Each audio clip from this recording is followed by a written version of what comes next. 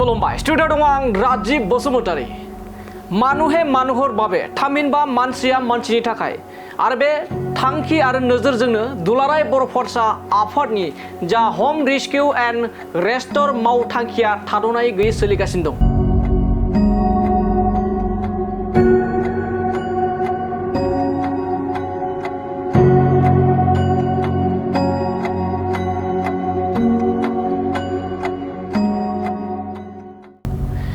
दिनैनि समाव हादोर नाङैनो जोंनि आसामनि माखासे मानि जिल्लायाव गिलु बालु दैबाना जानायजों लाख लाख सुबुङा न' गैजारोङै जानानै रिलिफ केम्पआव थानांनाय न'खरफोरखौ नोजोर होनानै बे समाव दुलाराय बर' फरायसा आफादनि आफादगिरि खोरोमदाव औवारि बिथांनि दैदेननाय 150निबो बांसिन दुलाराय बर' फरायसा आफादनि मावथिफोरा बे समाव हम रेस्किउ एन्ड रेस्ट'र जा मावथांखि बे मावथांखिजोंनो शिबसागर जिल्लायाव थाद'नाय गैयै दुखुथिया न'खरफोरखौ मदद होनायजों लोगोसे फिन आरोबाव न' बां बायनायखौ न' बां बानायना हैनायजों लोगोसे थानाय जायगा थि खालामहैनाय हाबाफारिया बे समाव सोलिगासिनो दं। आरो बेखौ लानानैनो मिरु दुलाराय बर' फरायसा आफादनि गाहाय नेहाथारि खनेन्द्र बसुमतारी बिथाङा गोबां मानि बाथ्रा फोरमायो।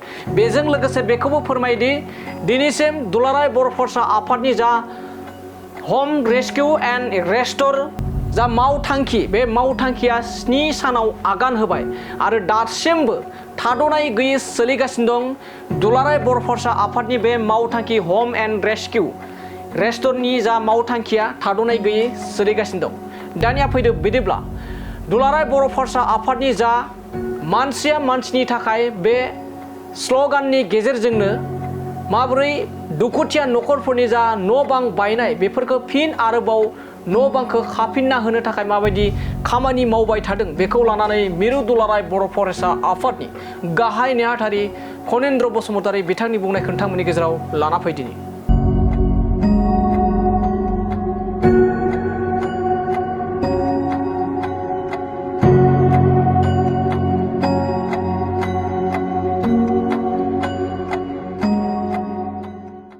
जोबोद माने गिख्रांथाव आरो जोबोद माने दुखुनांथाव जे गोबां मानसिफोरनि न'खरनि धोन सम्पति जिबन नस्थ' जाबाय, जेखौ नुनानै दुलाराय बर' फरायसा आफादा सुबुंथिनि माने नोजोर आरो सुबुं सिबिनाय आरो मानब सिबिनाय बेबायदि मोनसे नोजोरखौ लानानै जेनाखि जोङो 14 तारिखआव बे जायगायाव जोङो आगान होफैदोंमोन आरो 15 तारिखनिफ्राय जोंनि जेनाखि अपारेशन बेखौ जोङो स्टार्ट खालामदोंमोन।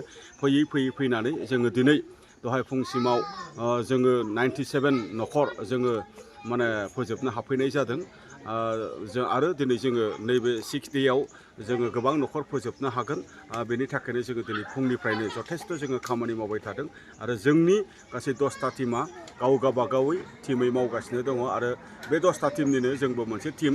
बे जोंनि टिमा दहाय फुंनिफ्राय मावनानै आं दहाय फोरमायखाबाय 3 न'खौ जोङो रिकभार्ड खालामबाय बा जोङो रिस्ट'र खालामबाय बा जोङो उद्धार खालामनानै होनायनि खामानि बेखौ जोङो मावबाय। नै दा 4 नाम्बाराव दङ आरो जों जेसे हायो मोनानि 6टासोसिम जोङो मावनो जोङो नाजाबाय थागोन। गोजोन्थों। दिनैनि थासारिखौ नायोब्ला गं-5नि बांसिन हागोन नामा रिस्ट'र खालामनो? दिनै जोङो जोंनि स्पिडखौ जोङो बारायदों, खामानिखौ जोङो बांसिनै थिखोनो थाखाय जोङो बारायदों। मानोना दाखालि फैजेननायाव जोंनि एसे लासै जानायनि खारना जाहैबाय जेनाखि जोंनि सार्भे खालामनाय, जेनाखि जोंनि वर्क माने नेचार जेनाखि बिनि माने एसेसमेन्ट खालामनाय, बेवहाय जोंना जथेस्थ' माने सम थांदों। आरो मैया दाखालि जेनाखि जोंनि खामानि मावबाय थानाय बियो मोनसे न'खरनिफ्राय गुबुन मोनसे न'खरसिम डिसटेन्सआ एसे गोजान जानायलाय मोनसे खामानि जोबखांनायनि उनाव गुबुन दाबसे जायगासिम थांनांगौनि बेलायाव खामानिया गोबां एराखैमोन। नाथाय जोङो दिनै मिसिंगाव जेखानि खामानि मावबाय थादों न'खर खाथि बे न'खर खाथि आरो जोंनि सार्भे खालामग्रा टिमा मैयानो माने सार्भे खालामनानै दोनखाजोबखानाय। दिनै माने 50टानिबो बारा बेबायदि सार्भे खालामनानै दोननाय जायनाखि न'खरफोर दङ बेखौ जोङो दिनै माने जथेस्थ' माने जोङो फोजोबनो हागोन जोङो सेस्था खालामदों। दहाय फुंसिमाव 97टा थांबाय। दिनै सानसेनि गेजेराव 40सिम बा 50सिमसो न'खरा जोबनांगौ नामा? मानो होनबा जोंनि खामानि मावनायनि समखौबो जोङो फुंनिफ्राय जोङो मावसिनदों आरो सार्भे टिमाबो बांसिनै सार्भे खालामनानै दोनदों आरो डिसटेन्सआ खाथियावनो जादों आरो जोङो दिनै एसे अभारटाइम जायनाखि जोङो 6टा 7टासोसिम जोङो मावनायनि जोङो प्लेनिंखौ जोङो लादों। बेखिनिनि थाखाय जोंनि खामानि मावनायनि जायनाखि मोनसे संख्या जायनाखि जोंनि क्वान्टिटि बियो दिनै बारायगोन आरो क्वालिटिखौथ' जों कमप्रमाइस खालामखायाखै जेसे हायो जोङो खालामबाय थादों जायनाखि गारजेन बा बिगोमाया जेरैबायदि लुबैदों जेरैबायदि थाफानानै नैबेखौ ओरै खालाम नैबेखौ दैजों सुनानै हो नैबेखौ ओरै खालाम बेबायदि माने गासै रिकुवारमेन्ट